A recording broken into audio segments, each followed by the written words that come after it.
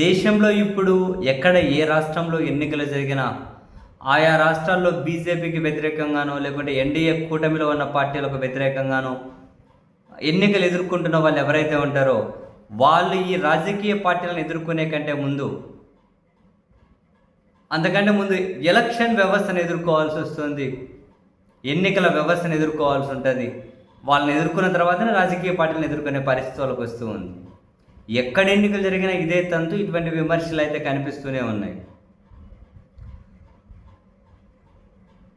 ఇప్పుడు వెస్ట్ బెంగాల్ వంతు వచ్చింది. నిన్ననే ఎన్నికల కోడ్ ప్రకటించారు, ఎన్నికల షెడ్యూల్ ప్రకటించారు కదా. 2 విడతల్లో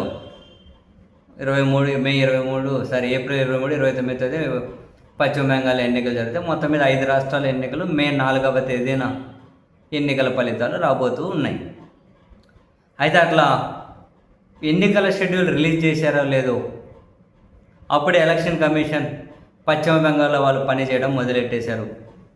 సార్ ఫటాఫట్ ఫస్ట్ చీఫ్ సెక్రటరీని తప్పించేశారు, హోమ్ సెక్రటరీని తప్పించేశారు. ఆ ప్లేస్లోకి బీజేపీకి కావాల్సిన అత్యంత కీలకమైన వ్యక్తులను చీఫ్ సెక్రటరీ, హోమ్ సెక్రటరీ ప్లేస్లో కూర్చోబెట్టారు. ఇంకా స్టార్ట్ అవుతాయన్నీ, ఎక్కడ ఏఎస్పీని తీసేయాలి, ఏఐజీని తీసేసేయాలి, ఏడీఎస్పీని తీయాలి, వరుస పెట్టి వాళ్ళు నిర్ణయాలు తీసుకుంటూ పోతారు.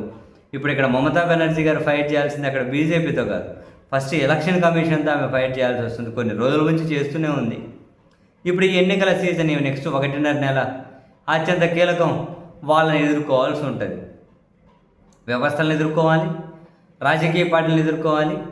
ఈ రెండింటిని ఎదుర్కొనే శక్తి, ఓర్పు, సహనం, వ్యూహాలు, ప్రతివ్యూహాలు ఇవన్నీ తెలిసి ఉంటే బయటపడతారు.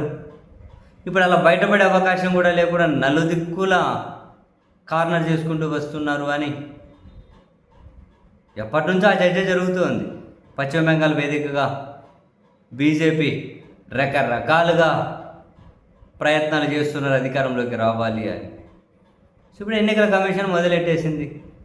మమతా బెనర్జీ గారు అటు మరి ఎన్నికల వ్యవస్థను ఇటు బీజేపీని ఎదుర్కొని మళ్ళీ అధికారంలో ఎంతవరకు కొనసాగలుగుతారు, లేకుంటే ఆమె చాప్టర్ క్లోజ్ అయినా తెలియదు, చూడాలి.